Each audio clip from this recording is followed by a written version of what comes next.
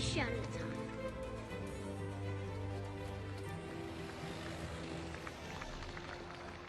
Welcome back to the Enjoy the Walk podcast, ladies and gentlemen. Pumped to get into it this week. We've got some exciting news surrounding the PGA Tour, the Champions Tour, Dante's experience with an LPGA Tour course, which I can't wait to get into. Dante, man, you had quite the experience over the weekend. Yeah, I got my ass kicked. I'll tell you what. I was going in there. I was pumped. I did homework. I did my research. I watched because I played in a two-man better ball event with my buddy Ryan from the Deer, college kid. He's getting back into competitive golf, which is great. He's playing on their club team, which is awesome to see. And he's excited to get into competitive golf. So he texted me the other day, and a week before or whatnot, he goes, "Hey, you want to play in a two-man event?" I said, "Sure." And funny enough, the two-man event was held by Next Gen Golf, which we did interview. Which exactly, Ben if you guys Tyler, want to check out exactly what Next Gen Golf is, what they're all about, go back to season 1. We interviewed them in season 1, and they foreshadowed, exactly what you played in: some two-man better ball events, some exciting events to get the average golfer out there playing these high-end courses. Yeah, and it's neat too because the event is actually a 4-man team, but they pair you in pairs, obviously, like 2-person pairs. So you don't play with, like, your foursome's not your team because of tournament and to keep everybody honest, which is great. But you have a pair score and then you have a team score through like the 4 of you, which was really cool to see. And they had 2 events. You had the better ball option, or you had the scramble option. And obviously, since we were playing, we're putting some decent money into it, and you like to play your own ball, so we decided to play the better ball event, which I'm a huge fan of better ball events. I think there needs to be a ton more. Absolutely love that setup. I think we're starting to see it because you can still play golf and still play competitive and trying to put your score, but you can still have an opportunity to win, say if you blew up on a bad hole, because then you can just say, "Hey, sorry, partner, but I need you to carry me on this hole." So you can still compete and still have a chance to win, even if you have an absolute blow-up hole. That was not the case this past Saturday. We played Seaview Golf Resort down in Galloway, right outside of Atlantic City, New Jersey, which is the same. We played the Bay. They have 2 courses, the Pine course and the Bay course. The Bay course is the same course that the LPGA plays the ShopRite Classic. And funny enough, they played it 2 weeks before we actually stepped foot on that course. So I was pumped. I was excited. I couldn't wait to step on there. I mean, I've never played a course that was actually a professional setup, where they actually had like a PGA, LPGA or PGA event, which was awesome to see. And like, it was like, you really kind of get this or whatever you want to call it, where you're just pumped because you're stepping on the same turf that, like Lydia Ko and the Corda sisters, and just like, you name it, all these like LPGA stars played in this event. So I thought it was just badass that we were going to play in this event and, go out and same course. Well, and I mean, setup. Foreshadow it, set it up for the listeners. How long? Because this is what amps you up the most. How long was the course, and what's the course rating? Why were you walking in with so much confidence going into this course? we were so confident. We were actually got to the point where we were cocky, and I'll get into it too. So the course, we played the blue tees, which is their back tees, and it's only 6,300 yards, and I think the rating is like a 69.5. So we're sitting there like, dude, this is, because usually we play anywhere from 65 to 6,700 yards on a normal basis, like the group, like Ryan and I play, or like the group of guys I play with. So we're like 6,300 yards. Oh man, this is gonna be a cakewalk, dude. Bombs all day, birdies all day. Yeah, that wasn't the case. I mean, just to set this up too, you got smoked. I mean, you guys absolutely got murdered. Yeah. And we'll get into why in a minute, but I love this. You guys got murdered, right? And you're a single digit handicap. This is just, he's a 4 and I'm a 5. So this So, is just and to let the folks know how good these ladies are. Mel Reed, who won the ShopRite Classic at Seaview at the same course you played, from most likely similar or maybe a little longer tees, finished the weekend, 4-day tournament, finished the weekend at 19 under par. yep. Let me tell you this: a 4 handicap shot 91, 5 handicap shot 90, and these were generous because they say a max score of triple bogey. So Dude, why did you guys blow up? Why did this course eat you to bits and pieces? Oh, I'm telling you, if you're not accurate, you are absolutely doomed, dude. I mean, you cannot take. I don't care wherever you go, you cannot take the slope rating, and you cannot take the yardage literally, because you can play that, or you can play like a 7,000 course, dude, and you can play a 7,000 course that's even easier than like a 6,300 yard course. You cannot look at it face value and be like, this is be a cakewalk. And reason being is, if you miss the fairway, you're in fescue, and good luck finding the ball. You have wind coming off the bay it was just constant, like a wind. And I'm telling you, and we were playing after a storm the day before, so the wind was a little bit heavier closer to the base, like because some of the holes went out and you got closer to the bay, and obviously it got windier. And dude, I'm telling you, I was hitting drives. I struck the ball really well, except for a few shots. I mean, we don't have to get into that. I mean, we might, but got destroyed because I hit like a great drive, dude, and next thing I know, the wind just took it, and it was see you later. And I landed in fescue, and I had to hack it out of there, and then I ended up in this like fairway bunker, and then I hacked it out again, dude. It was nuts. Well, and I think, we're kind of foreshadowing the interview we're going to get into with Alison Curdt. We talked to her about how great these women golfers are, how great these professionals are on the women's side of the ball. It's constantly a conversation as men who get their egos way too pumped up say, oh, well, these ladies, they barely hit it farther than I do on a good day. Like I could probably compete with these ladies. A single digit handicap barely and didn't break 90. I'm looking at last place here. The last place in the cut line was 75.79 at the ShopRite Classic 2 weeks ago. And like I said, first place being 19 under.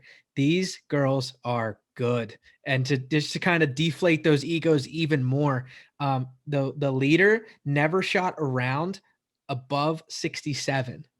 Yeah. So Dude, these girls can play. They're on a it's a whole nother level. Just when you think it's you a can compete with an LPGA Tour pro, think again. Yeah, and it's amazing how accurate they are, because the greens were small and they were kind of all. I mean, it was a Donald Ross design, so you got this turtleback Turtleback. greens. Yeah. But dude, I'm telling you, oh my god, and it was weird too, because I think we figured it out to a way how the greens were.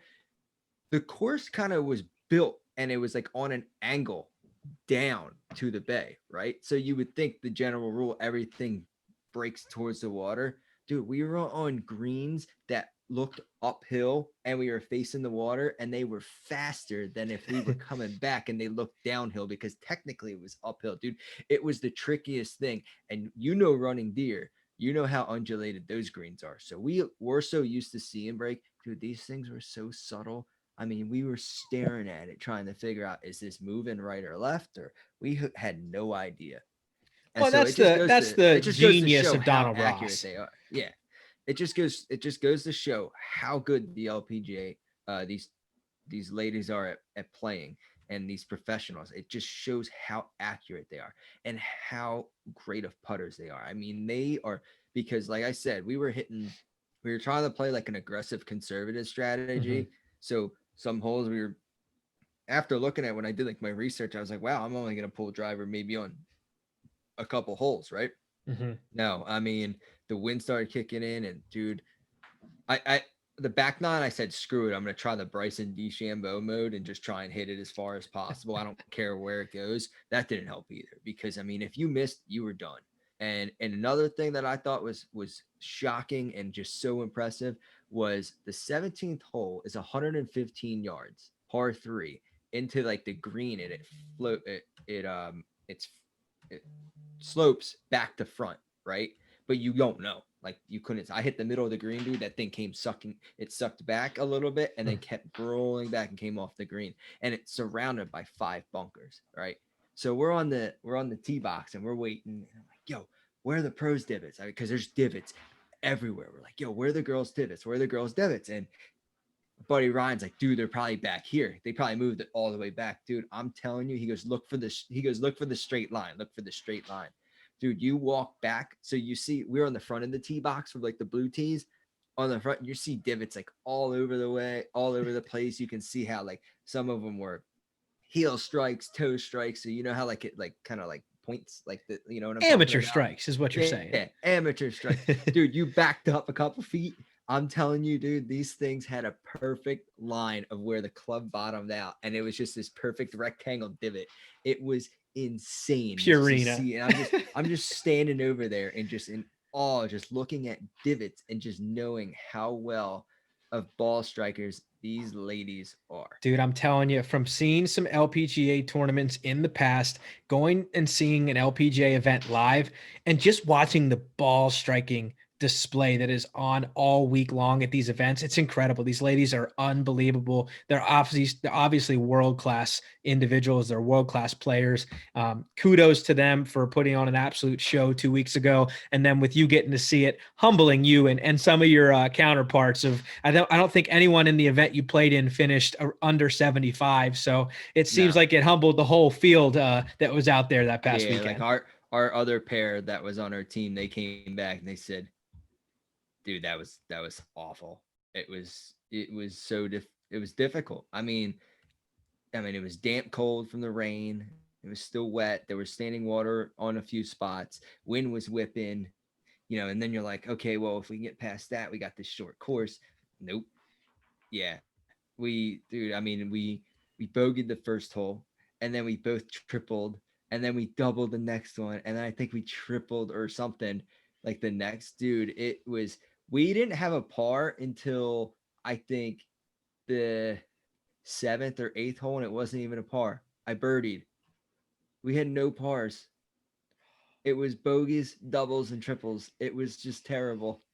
Well, I tell you what, it's good to know that at least one set of individuals can play that course, and it was not you guys. It was obviously the LPGA pros. So I'll really neat to have. We got smoked. Hey, really neat to have that experience, though. I mean, to see the numbers the ladies put up 2 weeks before you could get out there, basically playing the same course. We didn't have a crazy amount of dry weather to make it harder. We had a little bit of rain; it made it a little wetter, but it wasn't like overall a crazy different course. It was for the most part the same course. There was no difference in setup and things like that. To be able to have that experience and play on a professional golf level course, men or women's side of the ball, it really neat to, I imagine, really neat to experience. Yeah, it's a lot of fun too, because the professionals that you follow, their foot, they made the same steps on that course as you did. So I thought that was What's up, Nelly Corda? Yeah, right? That was one of the coolest aspects of it. But damn, I would like to get back out there and play again, which is great. It is a public track because they have it is a resort, so you can stay and play. I'd like to play their other course too. I'd like to get back and to kind of redeem myself, dude. I'm telling you, I was getting out the eBay post again to post the clubs on. And speaking of it being a public course, I'm seeing $119 to play a professional tour venue. That doesn't seem all that expensive. I mean, obviously not the cheapest track in the land, but when you're talking professional golf, when we switch over to the CJ Cup and look at that, you can't play it. You have to stay at the MGM Grand to play Shadow Creek. And then when you do stay at the MGM Grand, it's still $500 to play. So when you talk about exclusivity that most of these tour courses are, for only $119 as a resort course, that's not all that bad to go play what the ladies play. No, and after like the rain that we had, it was still in pretty damn good shape. Besides some of the low spots, and more towards the bay, you're gonna get some standing water. But other than that, it played. The greens rolled pretty damn good. The rough was pretty thick, and the fairways were just flush. So I couldn't complain on the course itself. And this aesthetics and the way it played, I just wish I played a little bit better. And that's one thing. Another thing, like we said before, like competitive golf. We don't play enough. And I was going in pretty confident. I was going pretty excited. But dude, I think subconsciously the pressure got to me and we just folded. I tell you what, that professional or competitive golf anywhere is hard to play, let alone on a professional course. I think we saw that this week, kind of going out to the CJ Cup. You know, when we see pros coming down the stretch, we oftentimes forget how tough this game can be because these guys make it look so easy. I mean, you had Jason Kokrak come down the stretch Sunday and shoot 64, right?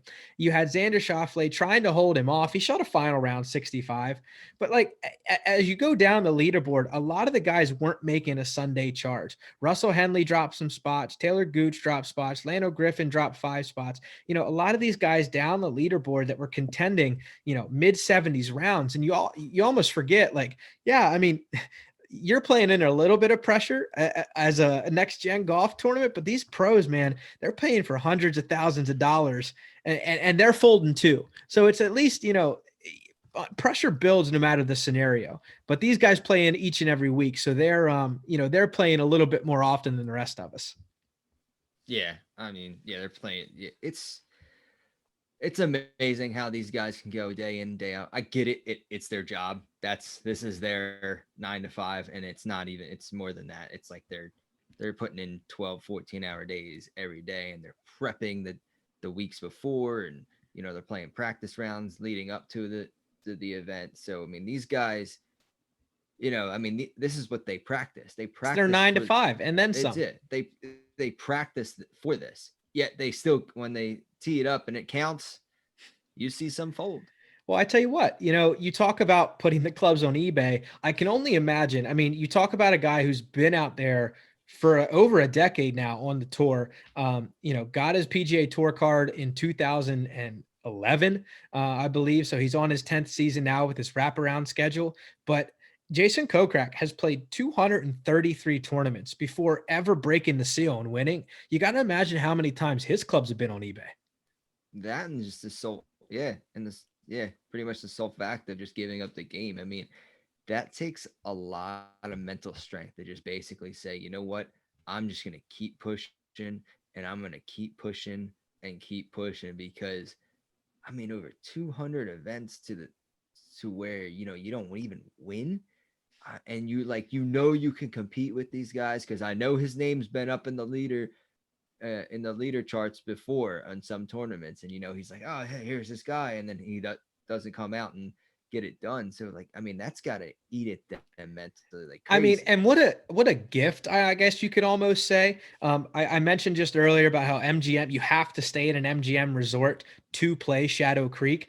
Kokrak's actually sponsored by MGM, so he plays this course all the time. And with this crazy COVID times, you know, the CJ Cup is technically a South Korean sponsored event. The company is from South Korea. They typically hold it in South Korea, but with all the travel restrictions, they hosted it in the United States in Vegas at Shadow Creek, basically what Kokrak called a second home. So it was pretty neat to see a local guy, I guess you could call a local guy because of his sponsorship relating back to MGM Grand, you know, take it home. It was neat to see him almost have what you call home field advantage, and feel comfortable inside the ropes and you know within that course. And I can only imagine playing it hundreds and hundreds of times, being sponsored by the MGM Grand brand.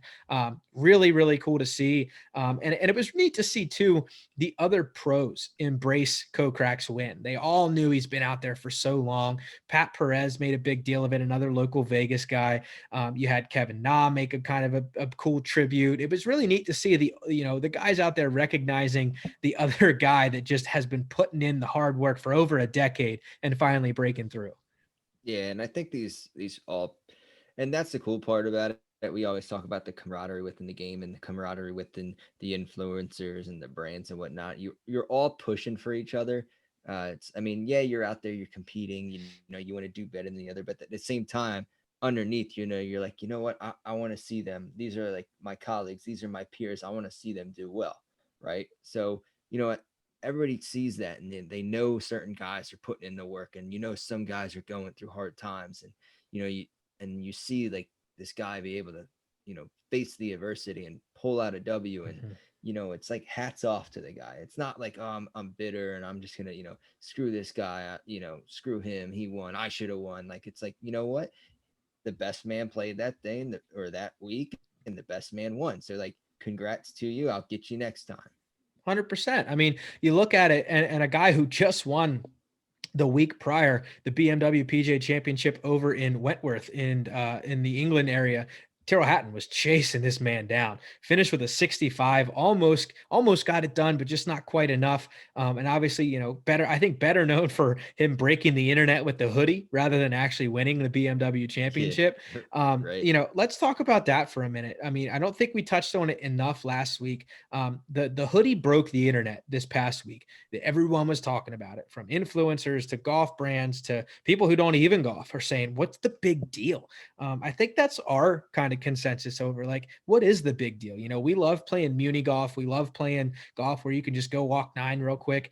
And at the end of the day, does a collared shirt truly matter? And I don't think it does, especially as we get into the fall here in the off season time. Yeah, I agree. I mean, I'll start with like the hoodie. If you want to wear a hoodie, by all means, go right ahead. I'm not going to be offended.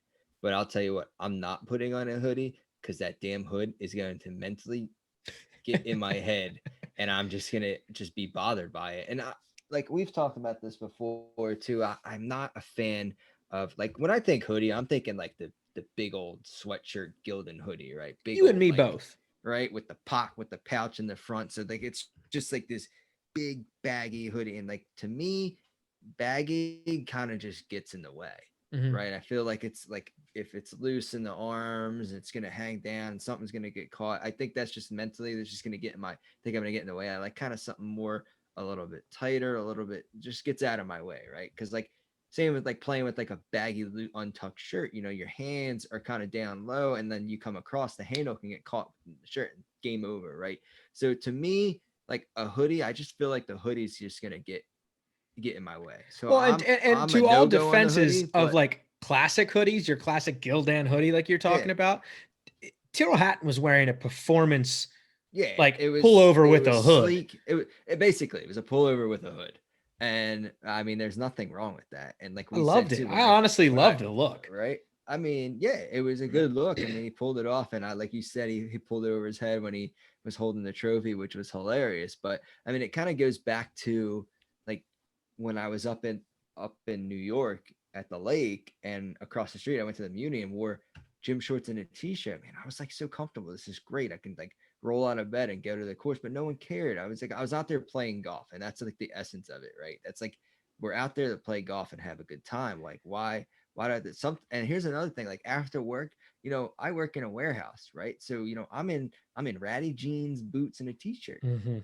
But I gotta, if I want to go, and my course is right around the corner, and if I want to go play, I'm like, oh, I gotta pack some clothes, and I gotta make sure, and then I gotta take time to get dressed and change, and that can take a few minutes. Like, It adds and up now I'm quick though. exactly, I'm fighting against the sunlight now, so it's like, oh, I gotta sit there, and I'm not wearing like those clothes in a warehouse. You know what I mean? So it's Well, like, what it's the, just unfortunate when you see something like this take the limelight in a fact where the golf should be signing through. there's a problem. That's where that gap, that's where that bridge needs to occur for us to truly become like this worldwide global sport. It's like there. I forget what comedian says it, but he makes a joke about soccer, and he's like, "Why is soccer the most widely played sport in the world? Because a soccer ball, A, you can make your own soccer ball. B, if you have to go buy one, it's like $8 and it can last you a lifetime." And that needs to transition itself into the game of golf. And when you start adding wardrobe costs, when you start adding needing a specific set of something, We you already know start, golf's expensive as it yeah, you is. start building this price list that all of a sudden creates such a gap in who can play before you can even talk about playing or starting to play. Before you can even think about stepping on a golf course, it creates this gap. And when we narrow that gap and shut down that kind of like barrier, that's when golf's truly going to explode. I agree. I mean, it's already turning into an athletic sport.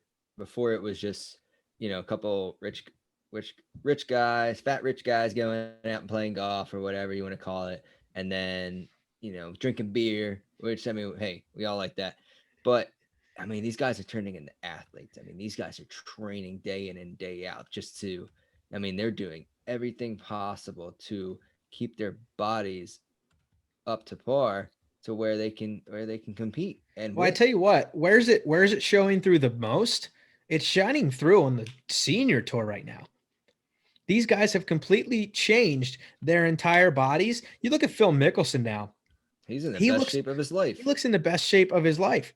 Period. Bernhard Dude, Langer, the same guy's story. wearing Best shape of his Phil's life. Phil's wearing t-shirts, or he's wearing, his shirts, and his arms, like, when like you're working out and you get that pump, you do the little curls and you get the pump, and then the shirt of the sleeve kind of wraps around. It's like a tight, like, look at his pictures. I mean, you can see that on his shirts. Like, they're tight on his arms. And I mean, look, we watched him do the fasting thing where he lost all that weight. I mean, he's doing all these things to generate speed. I mean, he's in the gym. I mean, I mean, what was the crazy thing where they showed that picture of him kind of on tour, like 2004? He was like wearing like he was sponsored by Ford.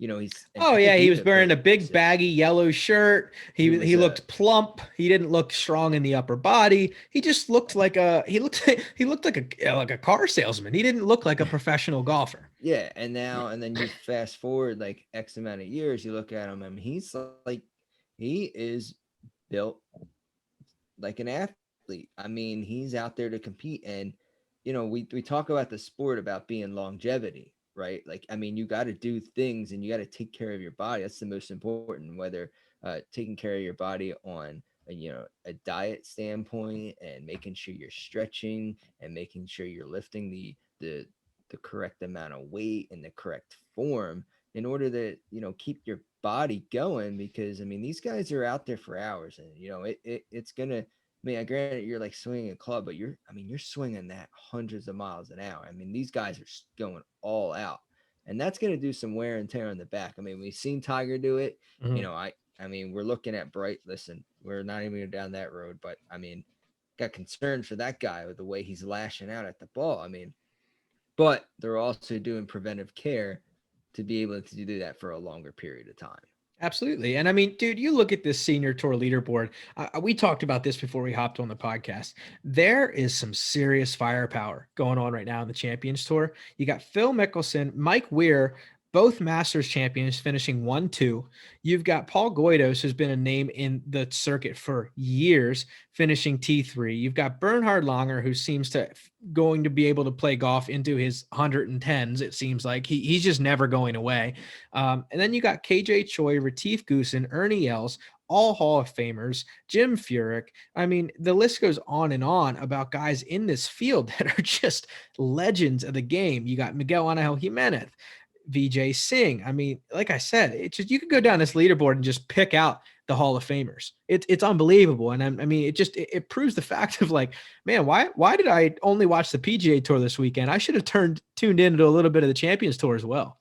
Yeah, I agree too. I mean, it was crazy because like I was trying to follow as much as possible, and I'll be honest, I didn't really catch much. But you're seeing alerts pop up with the CJ Cup, and like all these people's like throwing around, and then next thing you know, like next bang, there's Phil Mickelson, and he's holding the trophy. I was like, what? I was like, how is this? Like, he's 2 for 2 on the Champions Tour. It's something great to see. He almost broke Miguel Angel Jimenez's course record through 4 days at this course in Virginia. He was 17 under. He missed it by one, I believe. He put a new driver into play. Phil's still tinkering. Phil's the same old Oh, Phil. Phil will always tinker. He's just I think he's finding his stride again. It's neat to see him in the winner circle. It's one of those weird things where he turned But 50 so he can play. And I think it's fair. It's what? cool to see. And anyone else who turned 50 would have done the same thing Phil did and go play where he's allowed to play. Yeah, what confuses me, and I mean, I looked at it the last time from what that one tournament he played in and won compared to the previous profession, like the PGA event, and the yardages weren't far off from what they were playing total yardages. So Mm-mm. like, what makes? I mean, like, what is in him to where he can go out and he like kicks ass on the Champions Tour. But damn, he gets onto like the PGA Tour events, and it like all hell breaks loose, and he Didn't just can't didn't you figure and I it talk out. about this? When he gets in the realm of other legends, it becomes like the good old boys club. He feels a Yeah, little reminiscent of the old days, maybe. I'm not 100% sure, but I feel like it could be one of those things where he gets in that good old boys club mentality, and he's like, it's 2004 again, and Phil Mickelson's the best golfer in the world. And then you come back on tour, and you got the likes of Victor Hovland, you got the likes of Colin Morikawa, you got the likes of these kids where I think he's just swinging out of his absolute shoes to try and keep up with the new age of golfers, that he's not doing that with the 60 and 70-year-olds. I just don't think he's swinging the same. probably not. Like he's definitely he's swinging more controlled, but I mean he was just posting numbers today with like 181 ball speed and like 337 carries. So it's like, dude, like you're still keeping up with those guys. I You I don't don't get it. here's the way we're going to finish this conversation. I think you don't go win back-to-back tournaments somewhere and then go miss cut somewhere else and it not be mental. It has to be It's mental. gotta be. So, Phil, I don't know what you're doing, bud, but if you want to come on the show and talk about it, I'd love to hear your aspect on Yeah. what the difference is there. So, be interesting to see. What's going to be really interesting to see is who wins the Zozo Championship this week coming up. If everyone remembers, last year was the Zozo Championship. That was played overseas again, kind of like the CJ Cup last week. They've brought the Zozo into Vegas, into that area to kind of, I guess, keep the COVID-19 risks at bay. Tiger won it last year, tied Sam Snead for all time, 82 wins. He's got a chance to obviously break that win this week at the Zozo, but on American soil. So it'll be interesting to see. 33 to 1 odds Tiger Woods is to take this tournament home. I think that's great betting odds. I'm looking at the power rankings here. He didn't even make the top 15, which is a little bit of a shade throw to I think one of the greatest golfers of all time. Yeah, it probably because he hasn't been playing and they're just pulling off of what the guys did last week because all the guys on there were like the ones in the that were leading or up there. Absolutely. But I think there's some recency bias in that top yeah, 15. no doubt. Where is where they like Sherwood's in So Sherwood outside of isn't actually LA? in California, right? Yeah. Sherwood's like Yes. in Tiger's backyard from where he grew up. From what I understand, Tiger's got a lot of familiarity with Sherwood. He's played a good many tournaments there in the past and actually had some success there back in the past. So it's going to be interesting to see if Tiger comes out of the gate for some, I would say a ho hum year. Nothing really crazy out of Tiger this year. He won the Hero World Challenge that's been hosted at Sherwood 5 different times. So, like I said, tons of success at this course before. Do I think he can turn back the clock and just come out of the woodworks, come out of his backyard chipping oasis and just come win a tournament? I don't know. I think he's at least going to make the cut and contend, but that's just a Tiger fanboy in me talking. Yeah. I don't know. It really depends. I think it depends on how the course is set up because when he won the Zozo, I mean it was a second shot course and he did it with his irons. He was able to flight it. He was able to control the ball insanely well He when he played with won it Gary last Woodland year. most of that week, and Gary Woodland said it was the best he's ever seen anyone in professional golf hit irons that week. Yeah. And, So and you that week gotta was that week was after a long layoff. Tiger took a long layoff before going over there. He played in one kind of weirdly, if you remember this like pro-am, televised pro-am. It was when they were still figuring out the kinks of miking everybody up yeah. before they've kind of gotten it down pat through all this COVID stuff. He played in that, sprayed the ball everywhere. So it was like a no foreshadowing of how he was going to play at the Zozo. But I don't know. I'm interested. Tiger's either going to miss the cut or he's going to contend. I don't think there's any weird in between here. Yeah. Yeah. There's no I mean, that's just the way it is now with Tiger. He's either contending or it's just go home. Well, and as Uh, and as no offense to Tiger here, because like I just said, I'm a huge Tiger fanboy. I'll ride Tiger Train till he's, dead and gone. If he's got nothing, he's gonna mail it in. He's not gonna try and fight for a 35th to 45th place finish. That's just not gonna happen. But if he's got something and he's around the top 10 come Saturday afternoon, The man's going to fight for that championship. That's just Yeah. in his blood. Oh yeah. I mean, that's Tiger Woods. He likes to It's Tiger compete. Woods, man. He's So always with that being competing. said, we got to take some picks Gotta into take some picks. into this week. Now we can leave it till Thursday, or we can get them out of the way on Tuesday. I can let it boil for you a little bit, see who you want as we get a little bit closer, or we can pick picks today. I'm I, comfortable with whatever. I'm picking picks today. We're picking picks today. Yeah. Well, who we picking picks? Well, I think Xander's due for one soon. I mean, we always say that, but he's really due for one. He's like right there. But Mhm.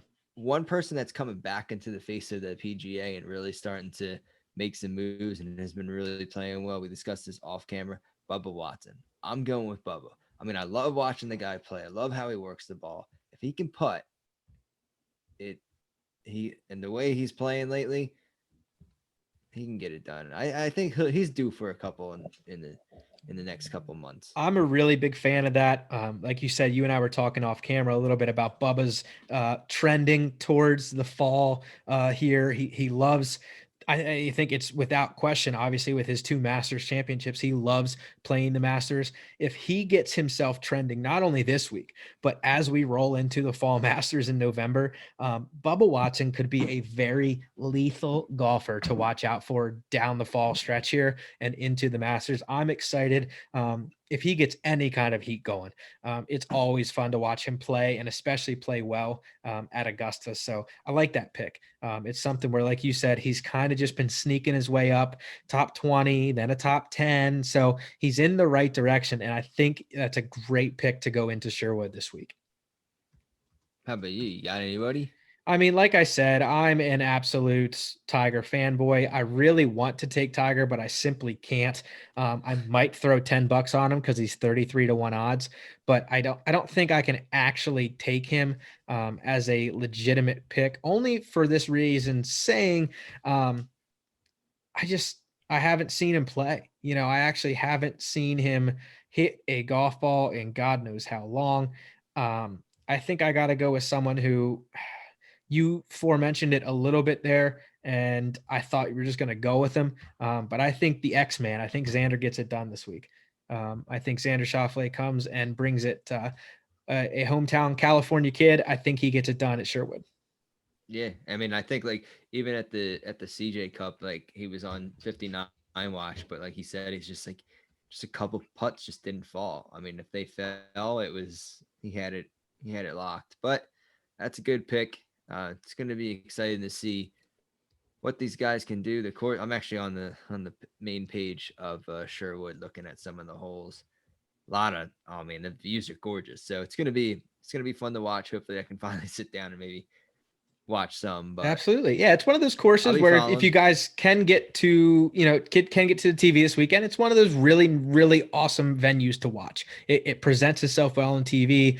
And obviously there's going to be, just absolutely astonishing golf being played, as there's a large majority of the top 25 in the world playing this week coming up. So excited to see that, guys. If you don't follow us already, go to Instagram and Twitter at Enjoy the Walk Pod on Instagram and Twitter. Follow us, give us a like, give us a shout out, hit us up, tag us, whatever. Interact with us, guys. We love hearing what you think of the podcast. We love mucking it up with you guys, seeing where you guys are enjoying the walk out there, East Coast to West Coast and everywhere in between. And speaking of East Coast and West Coast and everywhere in between, as we've announced in past weeks, the Single Strap Society is live. If you guys want to become a digital member or a physical member of the Single Strap Society, you guys get logoed merch, you guys get logo golf towels, you guys get to be a member of the online group, the Single Strap Society, which gives you a publication that we're curating from you guys, by us, to get you guys the only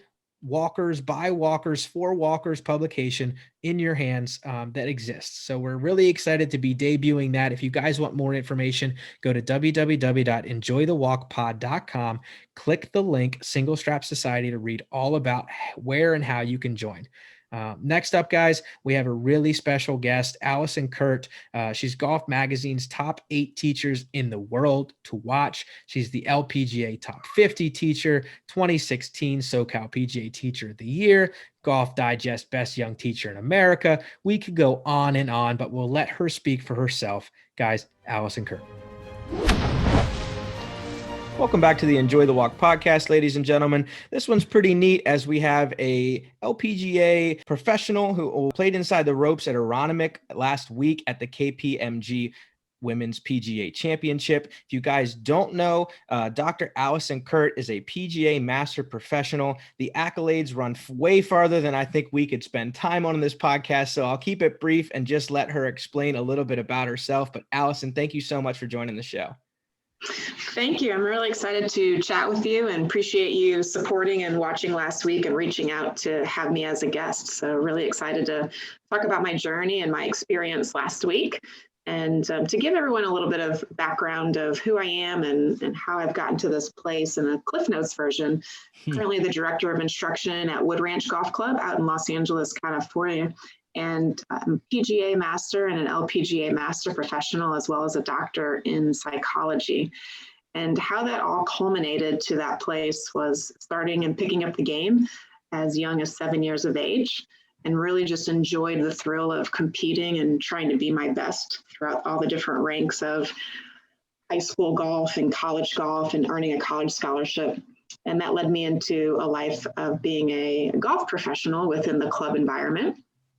And then around 2014, I branched off from being an employee and created my own business, Alison Curdt Golf, where I was able to focus strictly on teaching and helping golfers be their best. And there was this point in my early stages of teaching where I wanted to help golfers more from the inside out rather than from the outside in. And that led me down to the path to earn my doctorate in psychology and become a licensed therapist in the state of California, so that I would have the credentials and the know-how to be able to help individuals with performance anxiety or issues and conflicts that they might face in their life. And so where that brings me today in a nutshell is great humbleness to be recognized within the industry with different teaching awards and golf professional awards at the section and national level, and being able to have the privilege to help my students be the best that they can be, using golf as that tool and that vehicle to help them achieve that. Man, that's incredible. There's so much to break down in what you just described, is, you know, your quick notes version of your journey within the game. And it's really incredible to see. And, you know, like you said, it kind of all culminated with you being able to play at Aronimink last week. You know, take us through that process. Is there a qualifying series to get into that? Or do you know, how did you, get yourself in the position to play at the Women's PGA Championship last week? Well, for many years, the LPGA Championship, which was for about 30 plus years called the Wegmans LPGA Championship, always held spots for club professionals to qualify into the event. And it used to be just one individual per section. We had 5 sections across the country that qualified into the LPGA Championship. And then a couple of years ago, PGA and KPMG formed an amazing partnership and took over the LPGA Championship, which we now know as the KPMG Women's PGA Championship. And so those spots for club professionals are still available. And in order to qualify for that, PGA and LPGA members compete in the national championship, the LPGA Professional National Championship. And there are 8 spots reserved there for club professionals. And incidentally, there is an additional spot that can be earned through playing in the PGA Women's Winter Stroke Play Championship. So in total, there's 9 potential opportunities or 9 spots for professionals to play into an LPGA Tour major event. That's incredible. It's something that always amazes me, whether it's, on the women's side of the ball or even the men's side of the ball, when you see, everyday professionals who make a career out of teaching and holding positions, whether it's like yourself having kind of your own academy or, holding head professional positions they get the chance to play and tee it up with the pros, tee it up with the best in the world. And it was just so cool to see. Dante lives just outside of Philadelphia in New Jersey. I grew up in Pennsylvania and took a couple trips to Aronimink as they held different events there throughout the years.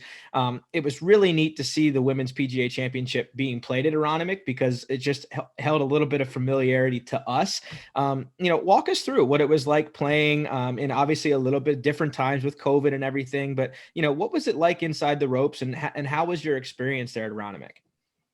Well, my experience was absolutely incredible. I've played in 7 LPGA Tour majors, so I've seen it transition from Wegmans as being the title sponsor to KPMG and the PGA sponsoring the event and running the event. And so it's really elevated and empowered women's golf, I think, when KPMG came in, because the quality of the golf courses changed, the elevation and the vast size of the event really grew, which was fantastic. And so with this being my 7th time being able to be inside the ropes, first time without spectators and family, it was truly, truly special and incredible.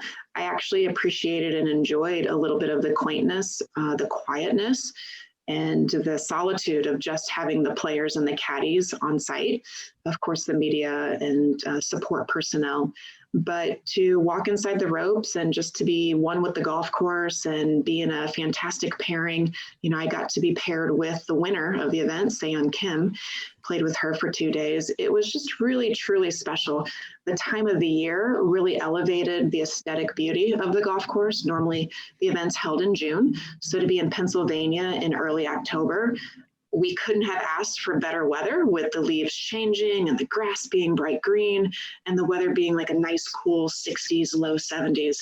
It was just truly a magical experience. And with you all knowing Aronimink well, the aesthetics of the golf course are just superb. These little buildings that are placed throughout the course, and the trees all around, the beauty of the houses, the green complexes, the practice facility was like a playground for any golf professional who just wanted to pitch and chip all day long. Just truly exceptional, and just so blessed and lucky to be able to take part in that. Oh, I think you hit the nail on the head. It seems like, and Dante's walked through Aronimink as well, so he knows it maybe even better than I do, but there's some holes at Aronimink that just seem larger than life with the elevation change, the kind of grandness of the green complexes and things like that. Was this your first time playing at Aronimink? And if so, what was your kind of first thoughts as you walked through the practice rounds and really got a good feel for the golf course? So it was my first time playing at Aronimink. I had played in Philadelphia only once before in 2003 at Philadelphia Country Club for a U.S. amateur, so not too familiar with Philly golf. And actually a couple of years ago when I was looking at the lineup of where KPMG was going to be for the next 5 or 6 years, I had actually not heard, and I'm embarrassed to say this, I had never heard of the golf course. So of course that led me to look into some of the history of it. And then I felt a little ashamed that I hadn't heard of this piece of beauty before. Oh, don't feel ashamed, because I didn't know of Aronimink until the BMW championship came in. The Philly area, with all the way like the tours are run, it's very tough for like my area, unless I'm driving 2.5, 3 hours just to go to a tournament to spectate. I never heard of it, so don't feel ashamed if you didn't hear of it when you were playing. So we're on the same page there. Okay, good. Well, now that I've been there, I feel like everybody should know about it. And the major championships that have been held there have been phenomenal. And to have a LPGA event on that roster is really, really cool. So definitely first time there, played 3 full practice rounds, Monday, Tuesday, and Wednesday, to really get a vibe for the golf course. I think just in terms of planning and preparation, the TV coverage did not do any of the holes justice because of not being able to see the gradual elevation changes, not seeing the undulations in the green complexes. What makes that golf course is certainly the green complexes. Tee to green is pretty manageable. Of course, they always play this tournament quite long. Mm-hmm. And so when the fairways are a bit wet, it's hard to get some roll out. So there was a lot of hybrid 5 irons into those green complexes, which are so large and hardly a straight putt to be found. Meanwhile, all the surrounding collars are trimmed down just as closely knit as a golf green. So to hit a lob wedge to a short-sided pin was near impossible. So the preparation is, taking a few rounds was definitely needed. And for Se-Young Kim to shoot what she did, as many under par as she did, is truly a test of her game, because it was hard to get under par on that golf course. Well, and I think too, not only her success, but just the majority of the field that was in contention, for them to play as well as they did and shoot the numbers that were being seen all weekend long. It seemed to, for the majority of the field, play tougher all weekend long, but there was I would say half of the field that really found success and contended all the way through Sunday. It was really neat to see, so much talent and so much great golf being played out at Aronimink that past weekend. It was something that, I always tell people, and Dante advocates for this too, there are a lot of the ladies that are out there can still hit it by a majority of us guys that just play, to have fun with the game. So it's neat to see how long you ladies are hitting it. It's neat to see how just insanely accurate and how much talent there is out there on the LPGA tour right now. Yeah, I mean, what a great weekend to see Anna Nordquist be up on the leaderboard and NB Park coming back. And I think NB Park is probably the most unknown, greatest golfer on the face of the earth. I mean, for her to have so many tour wins, and just incredible for her not to get the recognition that she hasn't gotten. But just those on the leaderboard, Brittany Lincecum taking the lead early on. I was able to play behind Stacey Lewis for 2 days. I mean, just some really phenomenal golfers out there playing some great golf on a really difficult golf course. And yeah, I would say for the amateur golfers out there, especially the amateur men, who really enjoy watching LPGA golf, I often hear from my students that they find it's more relatable, that they can relate their game to an LPGA player. And I have to chuckle a little bit inside, because most amateur men are nowhere close to the accuracy and the distance of an elite LPGA player. Well, absolutely. I think you're spot on. And it's just, guys try and, I guess, bring something down to size when they obviously see the men's side of the ball hitting it 80, 90, 100 yards past what they can hit it. And you hit it spot on too. I mean, to just have the accuracy that was needed around Aronimink, to even shoot near par and under par, as, the top 20 in the field got close to, I think it was actually top 15 were even par or better. It was just something that obviously that's just world-class golf being played. And it was something really enjoyable as a golf fan to sit back and just watch. The golf course was on great display, and so was the women's golf that past weekend. That's awesome. That's great to hear. And I love the support that you have of the tour. And we just need more supporters like you to be vocal about it and how fun it is to watch. Great to see KPMG on NBC early Sunday morning before all the other sporting events hit. So hopefully maybe some new viewers popped in and were able to take a peek. That, and every year, I mean, I'm like 45, 50 minutes from Atlantic City, and they have the shop right at Seaview every year. And, I was like, always something came in the way, whether I was probably playing some type of member event on my end, and it was always that weekend. I've always kept on making a note for myself to go down and watch it, because that's like one of the closest events that are played on a year-to-year basis to go and see. And I want to see an LPGA event, and what better to do at Seaview, because I mean, and I was planning on going this year, and of course COVID got in the way, but I mean, I'm lucky to be playing an event with a buddy of mine this Saturday there, and it's on the same course that they played about 2 weeks ago.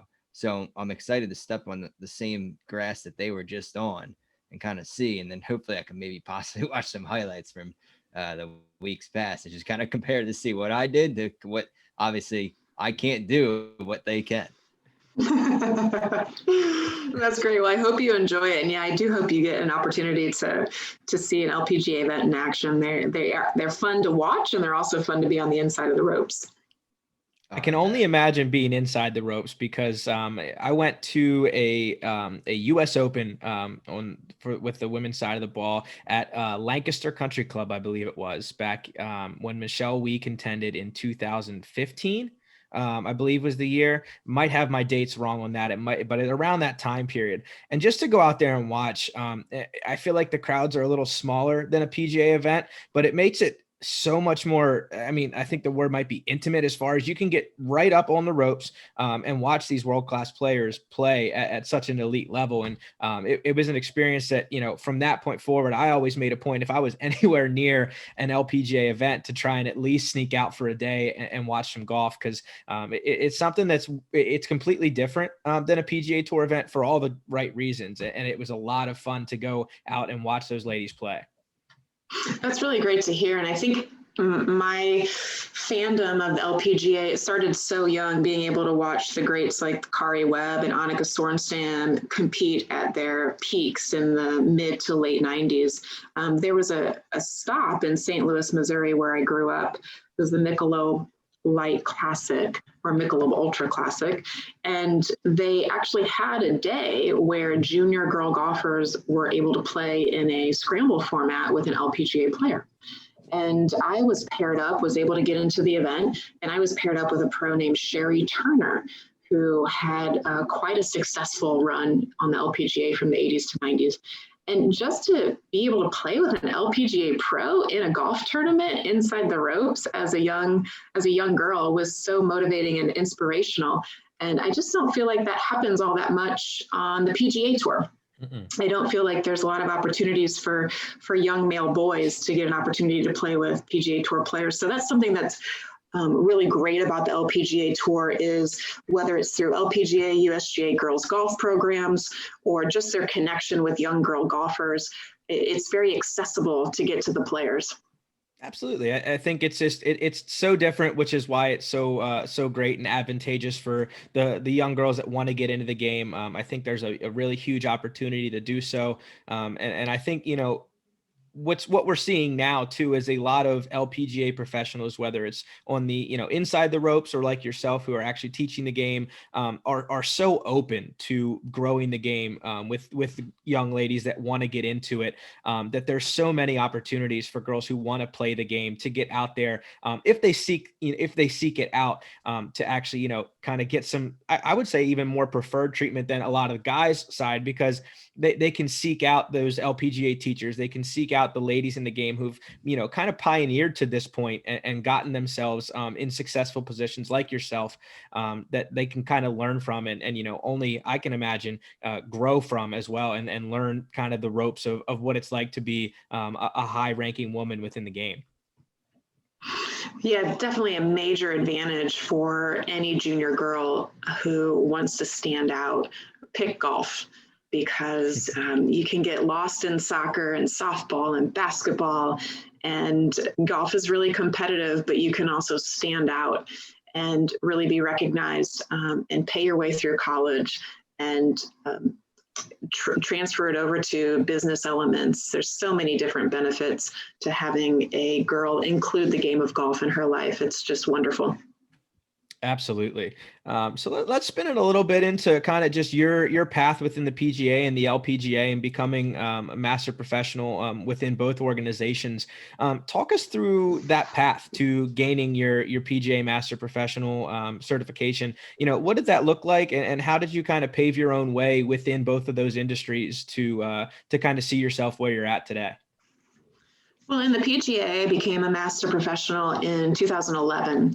And that really looks like moving through a certification process at the time. It has evolved since then, but first having membership, and then shifting into a certified professional, which was additional education, and then finally master professional, where you end up writing an exceptionally long project and paper, and then presenting it in front of peers, and then teaching a live lesson. And so that was attained in 2011. And that was, at that point, one of the highlights of my career, because at that point, there was only, I believe, 12 or 13 women who had achieved PGA master status through the different disciplines. You could do executive management, retail operations, or teaching and coaching. And I selected teaching and coaching. And so for the LPGA, you have to wait 10 years. You have to be a member for 10 years before you can attempt your master project. And their project is quite a bit different. It is more of a thesis style project. And coincidentally, I was right around the time in my doctoral program where I was conducting research for my thesis or my doctoral project. And I was able to transfer a lot of the information and take some ideas and topics and expand it to LPGA Master Professional. So I presented that a couple of years ago and have since been one of 2 women who have ever attained dual master status in both organizations.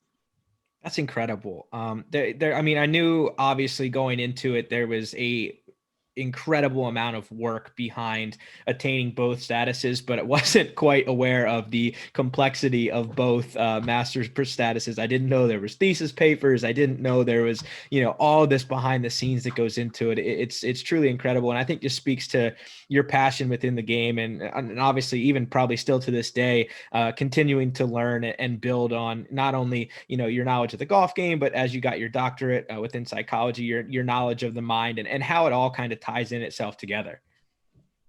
I'm definitely a student at heart. I'm one of those people. I really enjoy school. I enjoy the learning process, and going through both of those master professional programs, if you will, helped me figure out who I was as a teacher, helped me understand where my strengths were in terms of knowledge sets and where my weaknesses were, where are some areas that I probably needed to get some more education. For the LPGA Master Project, what's really neat about that is to be able to pick what you're really passionate about and do the research in that, which was also coincidentally what I was doing in my doctorate program as well. So what's cool about that is then you can really specialize into an area where not a lot of people know about. And so for me, that was golf and psychology, and looking at how different athletic traumas impact golfers and how that athletic trauma can interfere with performance moving forward. So going through both of those projects really helped me better myself, understand myself, who I was as a teacher, and then be able to share that information with my students. So are you talking athletic trauma as in like physical injuries? No, psychological athletic trauma. And so all of us have at one point experienced a traumatic event, whether it's a loss of a job, a divorce, maybe family conflict. A trauma could also be loss of a loved one. When we look at it in terms of the athletic sense, athletic trauma in golf psychology would be an event that happens on the golf course that really exceeds our brain's ability to process the reality of that event.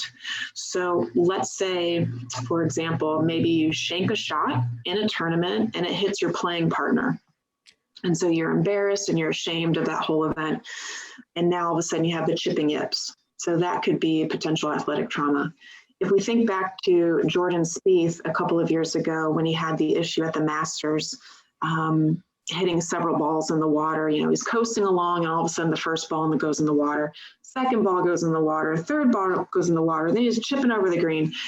That's an athletic trauma, because at that level, having that big of a score on that type of a hole, not only is it embarrassing, but it's going to cause performance disruptions.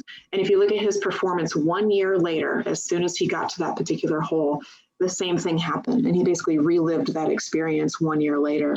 That would be a good example of an athletic trauma. So some of the things that I've done in my private practice in psychology is to use some different psychological modalities to help athletes overcome those athletic traumas, those things that interfere with their performance on the golf course. Man, I would sign up for that masterclass in a heartbeat. I think as amateur golfers who have played at least a little bit of competitive golf, I played a little in college in some amateur events. And it's like, sometimes I went through the putting yips for about 3.5 years, two in college, and then it kind of trickled its way out of college too.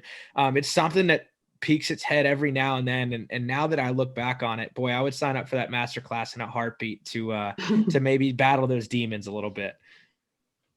Definitely. I would say almost nearly every golfer at some point can recall some sort of upsetting or traumatic event that occurred during the course of performance. And then just to see how the body and the brain relives that experience as soon as it becomes triggered or is put into a like or similar situation. It's very similar to PTSD, and its elements of PTSD just occur on the golf course and in performance. Wow, that's incredible. It's Jeez. something I feel like we could have an entirely, full podcast just in that section of the game. And obviously, Nah, your expertise we're is your. we're signing up for the class. So speaking of signing up for the class, obviously, you have your website and everything that you do out in Southern California. Is there ways to get a hold of you online? Do you do online teaching? How can folks from across the nation get in touch with you to maybe, dive in a little bit more to what we were just talking about? Yes, most certainly. With this change in our global world with COVID this past year, I think golf instructors have had to adapt and find ways to be remote. At one point in time, none of us were teaching because we couldn't get close enough to a student. So there are two ways to work with me. And so this year really encouraged me to figure out those pathways to do it.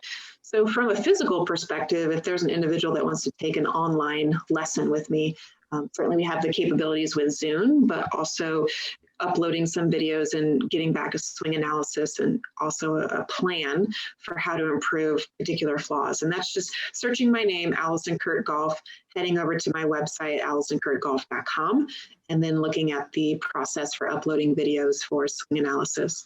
But what's really expanded this year is the online mental coaching sessions.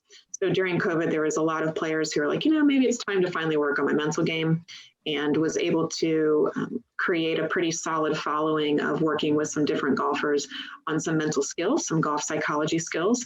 And I just set those up via Zoom when our schedules match up. And then I can really meet with anybody across the globe, across the nation, to help improve their skill set when it comes to golf psychology. It's incredible. I think you've got two students sitting right on the other side of the screen from you. There's no doubt about that. I need the mental and the physical side of things. Dalton. Yeah, definitely. Both of us on the mental side of the things. My Lord, that's just incredible. I love to see, obviously, when we first saw just kind of your profile and everything, that we were first led to your website. You have a seriously robust website, which is really impressive. It reads well, and I suggest everyone go to it. Like you said, AlisonCurrtGolf.com. You guys can go check out, book a lesson, physical lesson, like she said, an online lesson. She's got the mental game. She's got golf tips and more. You've got just about everything on your website, which is really, if any golfer needs or wants anything from you in any sense or fashion, I think they can find it at through your website. Perfect. And I also suggest with everyone heading to social media to get their golf tips these days, it's YouTube and social media. Feel free to follow me on Instagram or Facebook or on YouTube, because I'll occasionally get into a rut of posting some swing tip videos or posting my experience at KPMG, or just whatever's happening in the field of golf to offer you some insight and motivation and wisdom for your game. I love it, guys. Go give her a follow. She's seriously one of the, I was going to say up and coming, but I think the past few years of accolades say you're there. Obviously I'm sure you want to continue to keep improving, but just the accolades since like at least 2012 that you've been raking in are seriously impressive. And it's something where, we admire you for everything you're doing within the game and all the students I'm sure you're having a positive impact on. Alison, it's been a pleasure having you on the show and talking with you. Thanks for joining us. And guys, go give her a follow, go book a lesson, support her and everything you can to do with women's golf. Thanks so much, Dalton and Dante. Appreciate your time. Absolutely. Take care. Oh, thank you.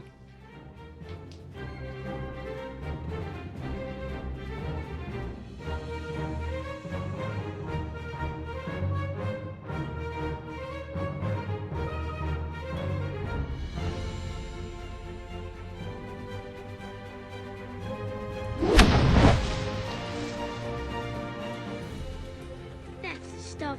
One shot at a time.